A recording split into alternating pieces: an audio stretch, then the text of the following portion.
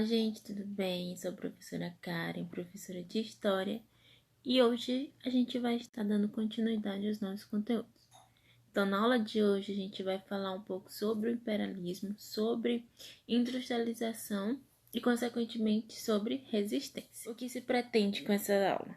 Estabelecer relações casuais entre as ideologias raciais e o determinismo no contexto do imperialismo europeu e seus impactos na África e na Ásia.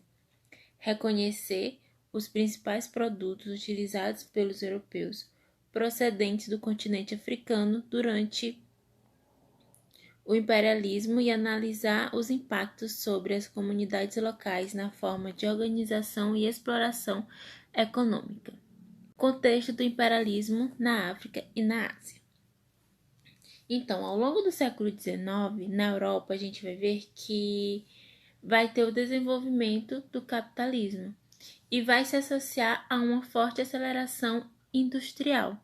Então, essa fase de industrialização ficou conhecida como Segunda Revolução Industrial. A gente já estudou a Primeira Revolução Industrial, então, em que a gente vai ter como pioneira a Inglaterra.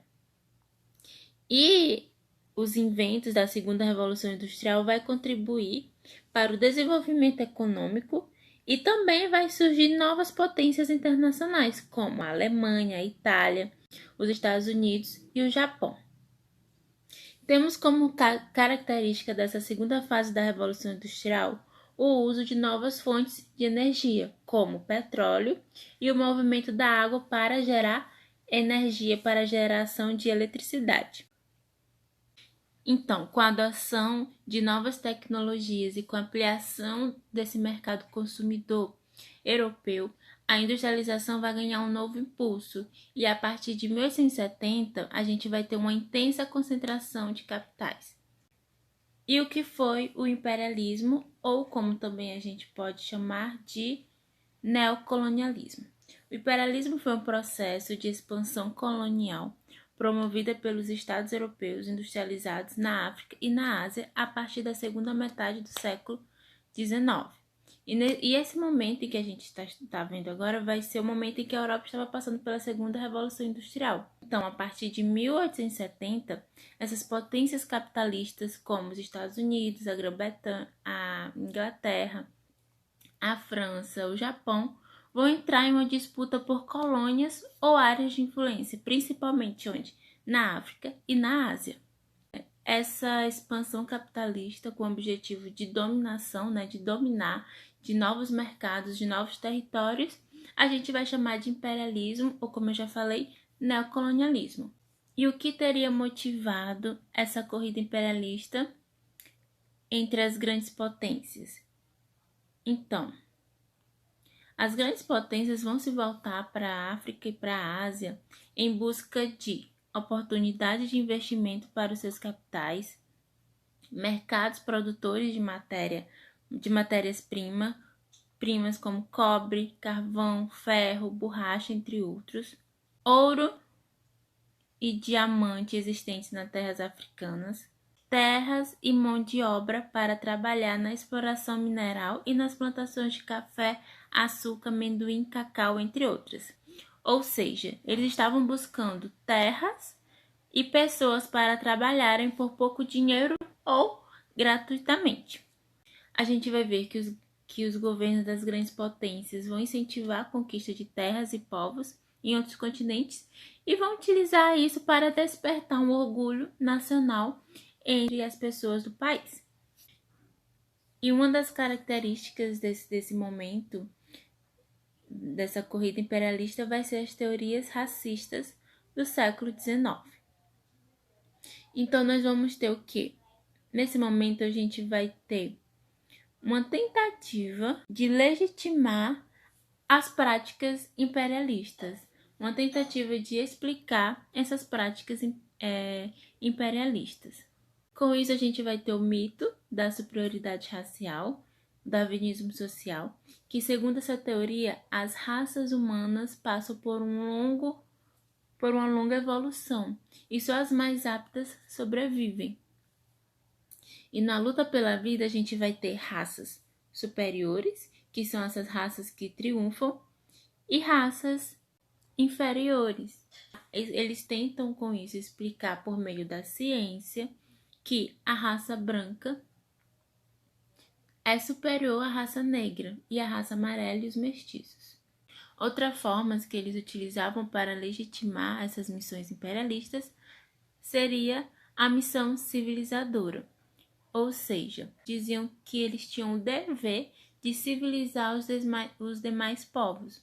Ou seja, se lembram que eu falei que o imperialismo, a conquista de novas terras, também significou um despertar do orgulho nacional? Então, eles achavam que eles eram os civilizados e que, por isso, eles tinham o dever de levar a civilização até as outras pessoas que eles julgavam não ser civilizadas, que, segundo eles, seria o fardo do homem branco.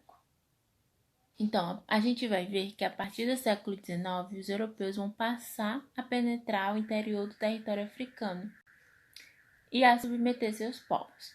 E em 1880, os europeus ocupavam apenas 10% do continente africano. Já em 1900, eles vão ocupar 90%. Eles vão acabar se apossando cada vez mais dos territórios africanos. E aqui eu trouxe para vocês como estava organizada, como estava dividida a África nesse momento. Aqui no mapa, em rosa, a gente tem as áreas em que era de posse da Inglaterra, da Grã-Bretanha. Em verde claro, nós temos as áreas da França. Verde escuro, nós temos a Alemanha. De vermelho, a Itália. De laranja, a Bélgica. De roxo, Portugal. E de amarelo, Espanha.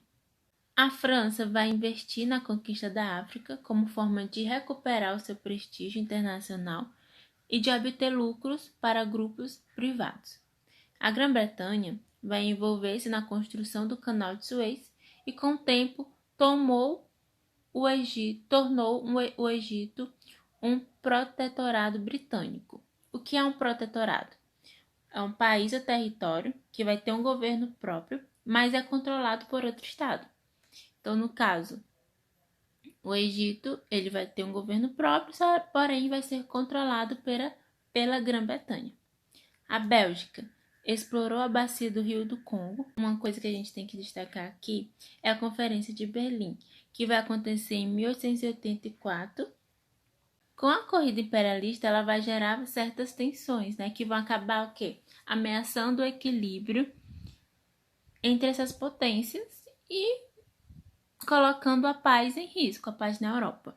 Então, para evitar a guerra, as potências europeias se reuniram no que ficou conhecido como Conferência de Berlim, na Alemanha, em 28 de fevereiro de 1885, e essa conferência tinha por objetivo combinar regras e condições favoráveis à ocupação da África. Então, vai ser uma repartição amigável, entre aspas, da África para evitar uma guerra entre as potências imperialistas.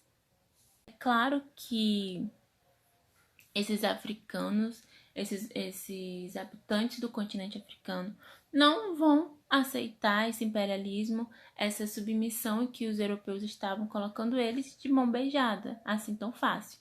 Então, diante da violência e do racismo praticados pelos colonizadores, diversos povos africanos resistiram e se levantaram contra os europeus, dando origem a prolongados conflitos.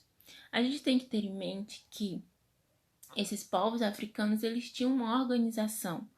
Então, quando o europeu chega impondo leis, regras, costumes a esses povos, claro que vai existir um conflito. Um desses conflitos vai ser a rebelião Ashanti, que vai acontecer de 1890 a 1900. Na Costa do Ouro, que atual Gana, após os colonizadores britânicos terem substituído os líderes tradicionais por outros governantes, os Ashanti se rebelaram. Depois de sangrentas batalhas, a resistência chegou ao fim, tendo como resultado a deportação de generais e da rainha Ashanti. Expansão colonial na Ásia. A Ásia também foi um alvo do imperialismo das potências ocidentais. Então, os britânicos vão aportar no litoral da Índia pela primeira vez lá no século XVII. Nessa época, eles compravam dos indianos tecidos finos e eles vão revender na Europa, ganhando, de certa forma, bastante lucro. Por volta de 1750, esses ingleses vão se apossar da Índia, transformando-a em um protetorado inglês. Para enfraquecê-la, vão aumentar os impostos sobre os tecidos indianos, elevando seus preços, e ao mesmo tempo passar a vender tecidos ingleses para os indianos. Então, com isso, a gente vai ter uma destruição da indústria artesanal indiana. Então, entre 1884 e 1858, a Companhia das Índias Orientais Britânicas vai dominar a Índia. Os abusos das autoridades inglesas na Índia e o empobrecimento do povo e a sucessiva crise de fome no país vão causar grande insatisfação entre os indianos. A gente vai ter uma das manifestações de resistência hindu ao domínio britânico, que foi conhecida como Revolta dos Cipaios. Então, soldados muçulmanos, hindus e príncipes se aliaram e se rebelaram contra a exploração dos britânicos. Com a derrota do movimento, a Índia foi submetida politicamente ao Império Britânico.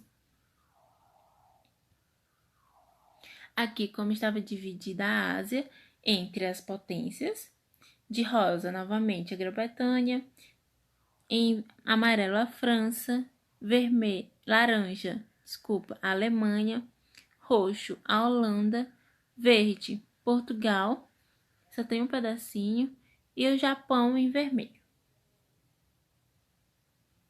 Britânicos na China. A China vai representar um atraente mercado consumidor e fornecedor de produtos cobiçados pelos ocidentais, como a seda, o chá, a porcelana, os artigos de luxo, que vão ser vendidos por altos preços na Europa. Entre o século XII e XVIII, o comércio entre os europeus e os chineses foi sempre favorável aos chineses. Ou seja, os chineses sempre saíam, de certa forma, lucrando. Mas por volta de 1820, a situação vai se inverter. A balança comercial tornou-se pela primeira vez favorável aos europeus. É que os britânicos vão descobrir o ópio, que vai ser uma droga que vai causar forte dependência e vai incentivar o consumo do ópio na China.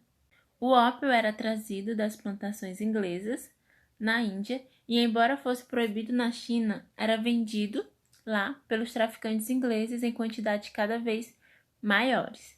Então, esse ópio ele vai acabar afetando a saúde do povo chinês e, além disso, vai fazer com que muitas pessoas perdessem tudo que tinha para poder comprar a droga, né? E, em represália a isso, o governo chinês vai proibir o comércio da droga e vai tentar combater o contrabando no país. Com isso, a resposta britânica foi a guerra. E aí a gente vai ter a Guerra do Ópio, de 1839 a 1842. Britânicos e chineses entraram em conflito por conta da venda do ópio na China, que terminou com a vitória dos ingleses. E com isso a gente vai ter o Tratado de Nanquim, que, entre outras coisas, vai impor aos chineses na abertura de 5 portos chineses e a entrada dos britânicos em Hong Kong. Além disso, também vai estabelecer o pagamento para os ingleses de uma indenização de 21 milhões de dólares pela perda do ópio que foi jogado no mar pelos chineses e pelos prejuízos causados pela guerra. A gente vai ter também o controle de Hong Kong pelos ingleses, como eu já falei, e o direito dos britânicos de serem julgados pelas suas próprias leis, caso eles cometessem algum crime no território chinês. E os desdobramentos do imperialismo. O imperialismo vai promover uma acirrada disputa por mercados entre as nações industrializadas, né? Vai intensificar o sentimento nacionalista e revanchista entre os Estados europeus. Esse é um ponto bastante importante que a gente deve lembrar, porque vai ser um dos motivos que vai levar à Primeira Guerra Mundial. Contribuiu também para a formação de alianças militares entre as principais potências europeias, que ficou conhecida como Paz Armada. Como eu já falei, foi decisivo para a eclosão da Primeira Guerra Mundial. Então, por hoje é só. Espero que tenha ficado claro. Até a próxima aula.